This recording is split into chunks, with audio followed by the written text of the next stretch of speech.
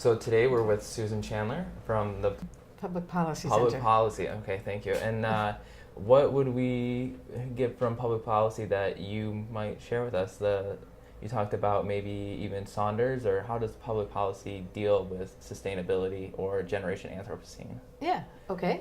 Well, the Public Policy Center is in the College of Social Sciences, and we are very interested in both assisting the community or policymakers in developing good policies, as well as analyzing good policies and helping policymakers and community understand the influence of policies on improving community life. That's our mission, which is kind of broad. Right. So several years ago, we were very engaged in a sustainable Saunders project. The name of this building, which is where most of the departments in the college are, is Saunders. So Saunders Hall is a big 7-story building, and it was quite a heavy energy user. And we thought it would be an interesting idea to get graduate students and faculty and even undergraduate students sort of engaged in a process to see whether or not when people come together and they want to change their behaviors, you can actually do some very good things. And one of them was to reduce the energy load of this building. So we had several different initiatives looking at existing environmental policies, like the flushing, how much water you use in flushing toilets, or one of our big ones was the very bright lights that we had. And some people thought, well, faculty, they're sort of getting a little older, maybe they need really bright lights in their office, but many of us felt that they were really so bright and we didn't need to have all that. We have windows and lots of other things. Frequently faculty leave and they leave their lights on, they go teach or they go to the library. So we got sort of with a group of students and put together a de-lamping project, where we measured the amount of electricity in everybody's office, and then it was as the joke was, you could actually do surgery on these desks here rather than just be reading. So we took out electric lights. We took out every other fluorescent light, and reduced the energy load of the building and saved about $10,000. And HECO would take the bulbs so they could use them for other places. They wouldn't give us the $10 that we wanted back for them, but at least they used them. And so it was a way of understanding how a reimbursement policy or a refund policy can work to actually improve the quality of life in our building, because most people now have less headaches without the very bright lights, and we've saved money for the campus. And we were told that the University of Hawaii is the second highest energy user after the Department of Defense in the whole state.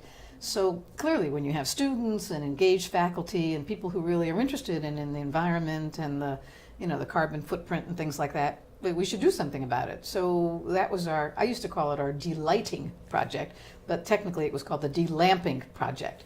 And the students came up and took out the bulbs, and I never have these on except that you're doing it for the filming. But we usually use smaller, electric fluorescent light bulbs in the offices.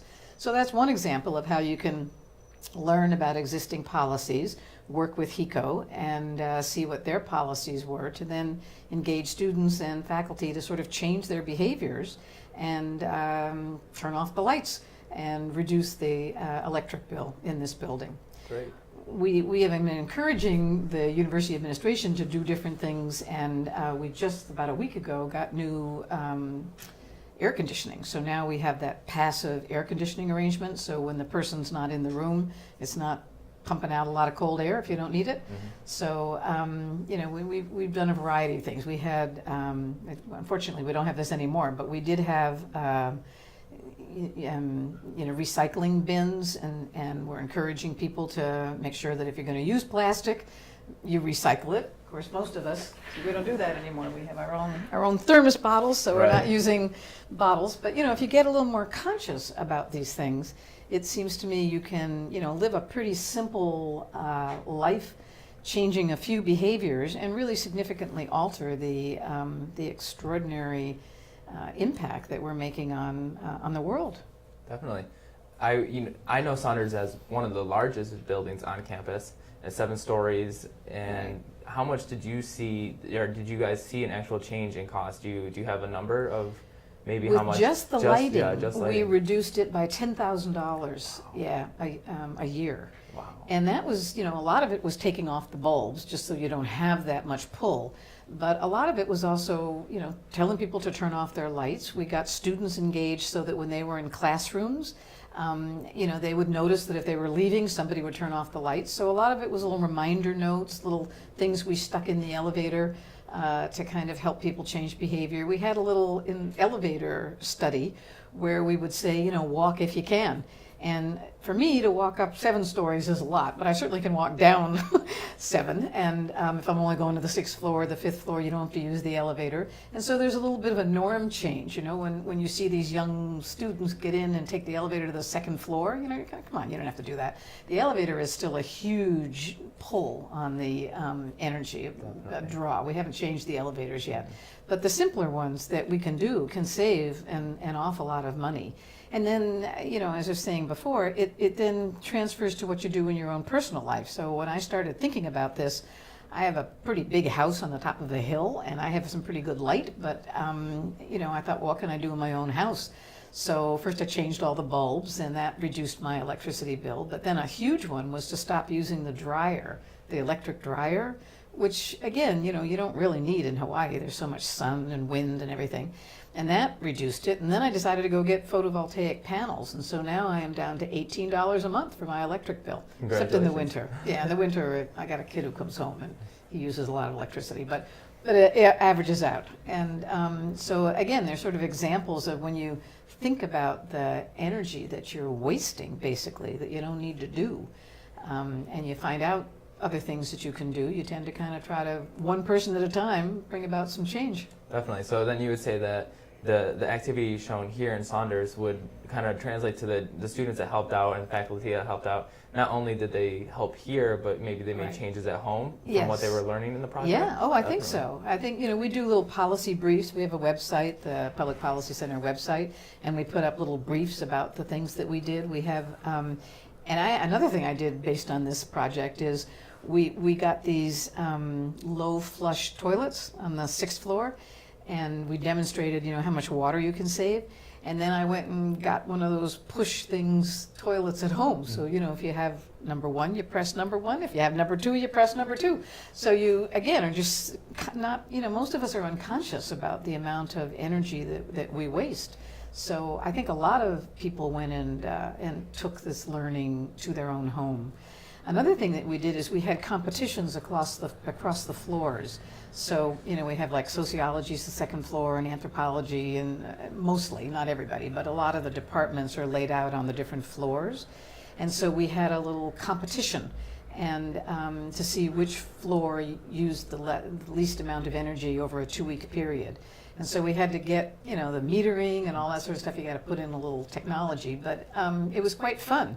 And we all assumed it was going to be the economics department since they're so responsive to incentives, but it wasn't. It was the sociology department on the 2nd floor that over the 2 weeks reduced their energy use and used less electricity than anybody else in the building. Wow, so that was kind of fun, and that was sort of building a consciousness, and they're doing that now in the student dorms. Kukui Cup, yeah, correct? Yeah, that's right. Yeah. That's right. So we started it over here, and then you take these kinds of what things that you've learned and move it over into other other departments and other parts on campus. Definitely.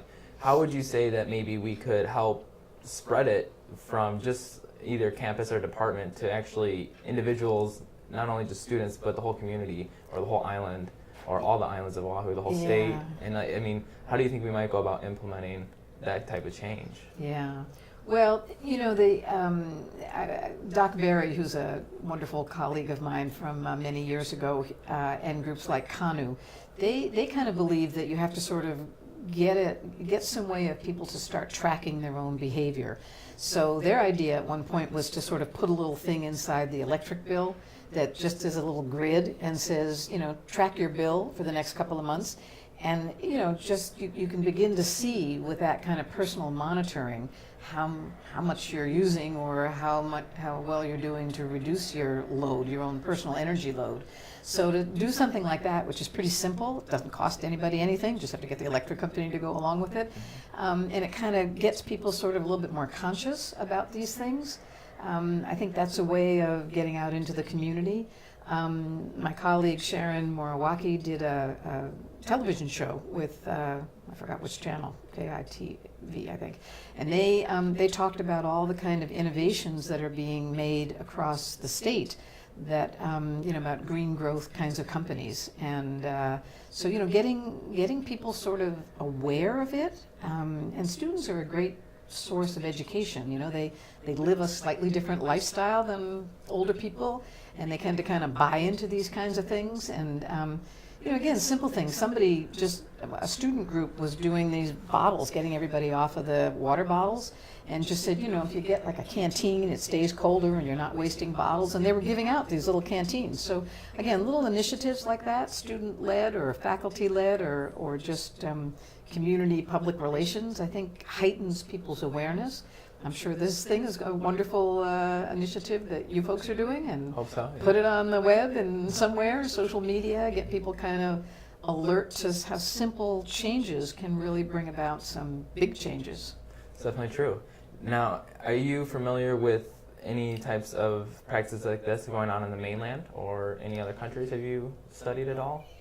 Yeah, actually this competition across the dorm building, the dorms, for lowering energy use, we had heard about that being done at Harvard, and it was also been done at the University of Florida. So, that there are lots of sort of networks of people telling you, lots of good ideas. And then when you travel, you just see this everywhere. I just came back from New Zealand on a vacation. I mean, it wasn't work related, although I did a little work.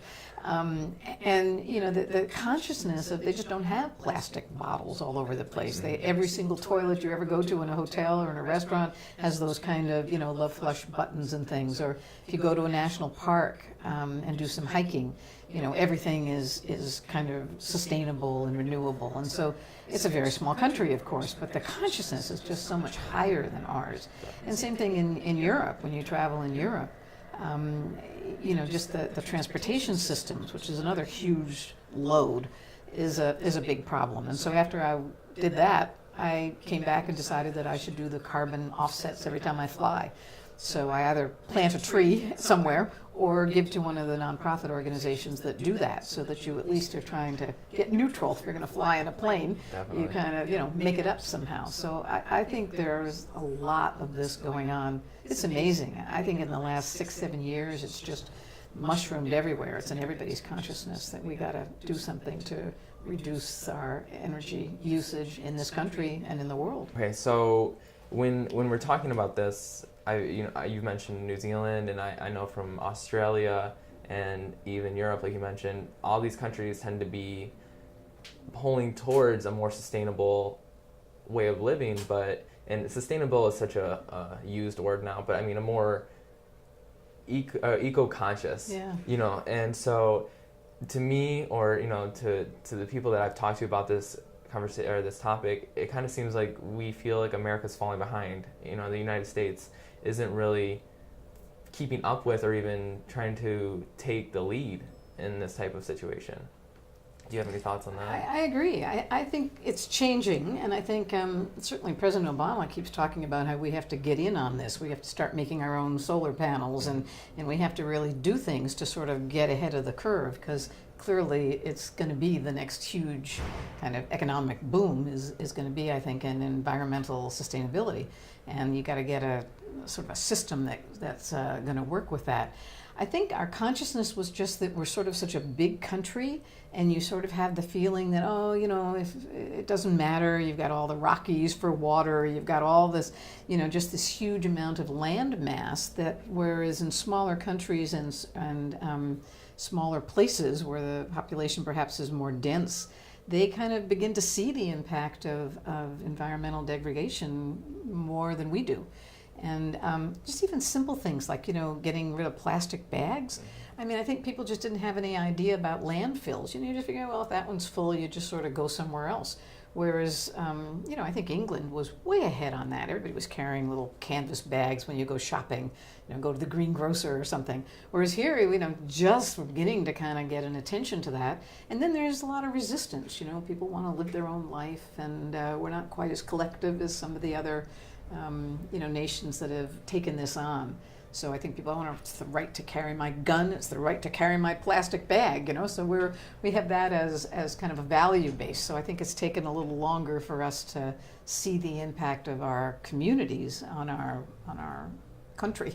Definitely. And I think you nailed it. I think the United States is such a large country that it's difficult to see it happen so quickly. Right. But here in Hawaii, everybody right. sees it so much That's faster right. because we're so secluded from everything. Our imports are 90% of our goods, That's right. and our exports, we try to export garbage because our landfills are full.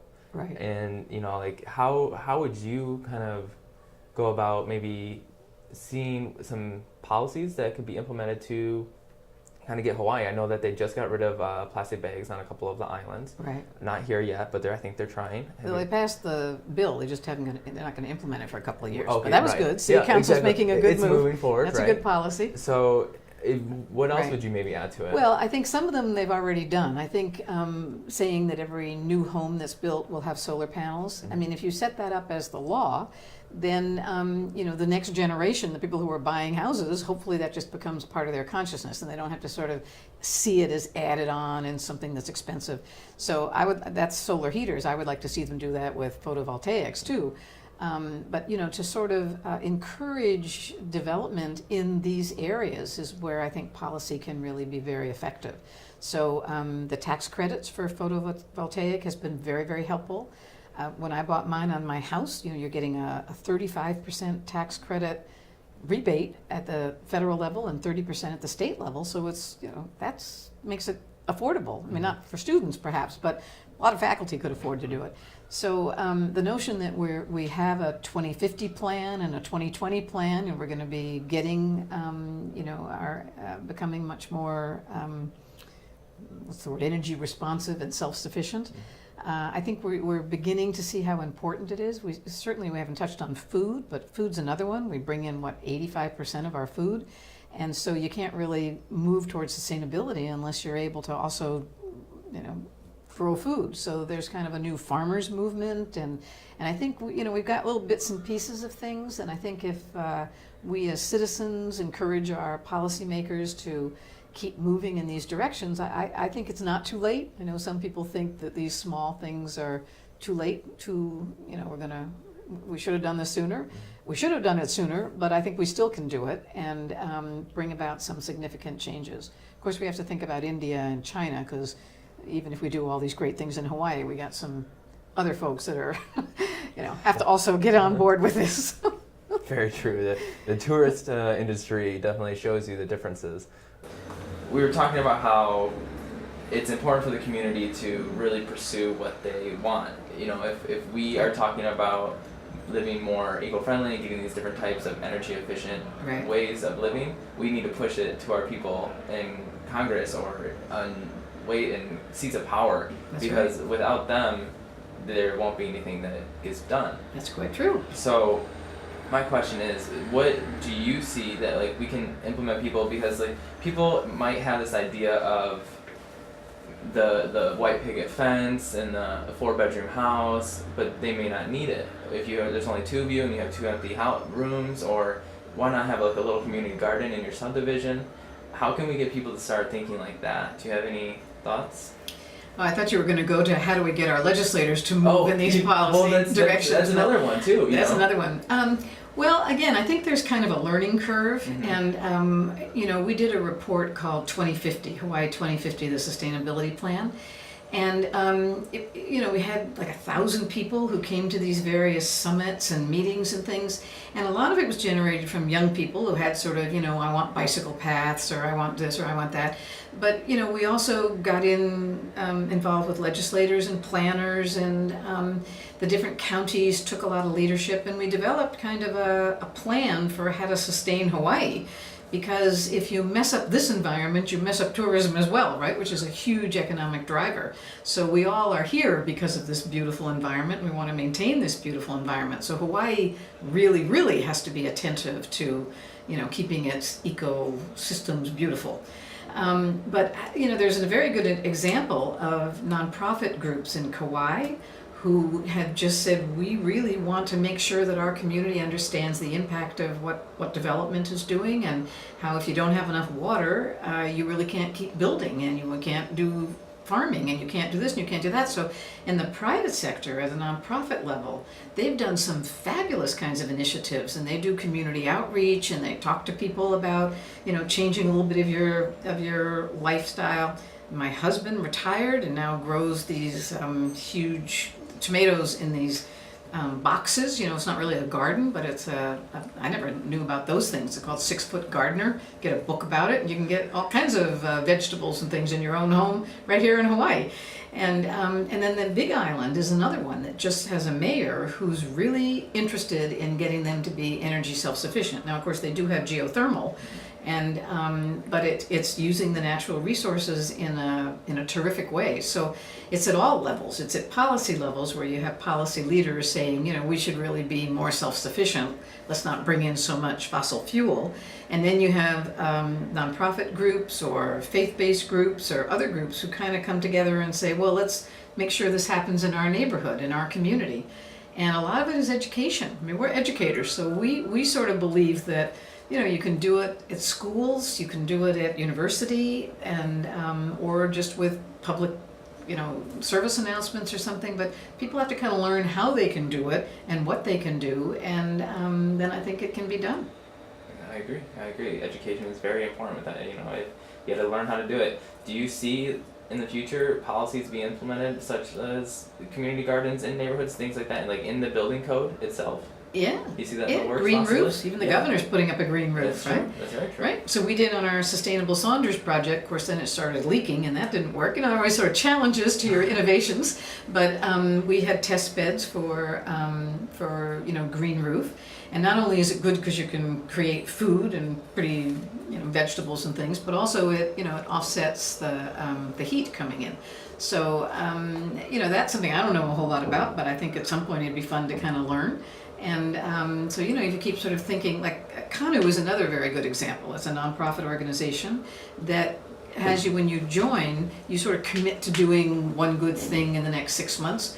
So mine this month is to keep the air pressure in my tires up, because that uses less fuel. I mean, I wouldn't have known that. I know it's good so you save your tires, but I didn't realize it has something to do with how many, your miles per gallon.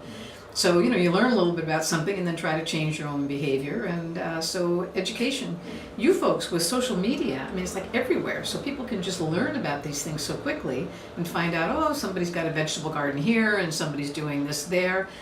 Another piece of legislation that I thought was interesting, going in the wrong direction, people are not allowed to hang their clothes out on a clothesline in Mililani.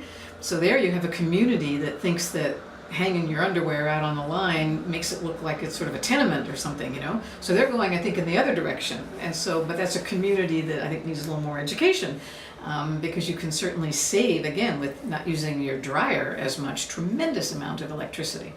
So we have to the community is a good place to come up with good ideas, but sometimes they come up with ideas that aren't quite in the correct direction as far as we're concerned. So you need sort of more education, re-education, and see how you can get a compromise. Put your laundry not outside in the front, but on the back or something. Right. Yeah. That's great. I mean, and I just want to say I really appreciate you spending this time with us. And is there any kind of last message you'd like to give our audience about how they might be able to change their impact on the environment? I think we do need a little bit of optimism. I think there are doom and gloom stories.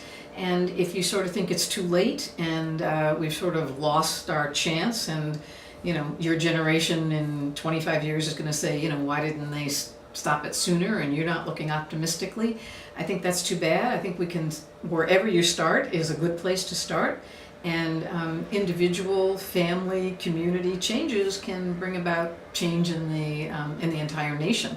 So I am quite an optimist, and again, I've seen seen some very significant changes come, and I think we can, with the more information that we get and our more awareness of the issue, I think we'll be doing much better things in the future.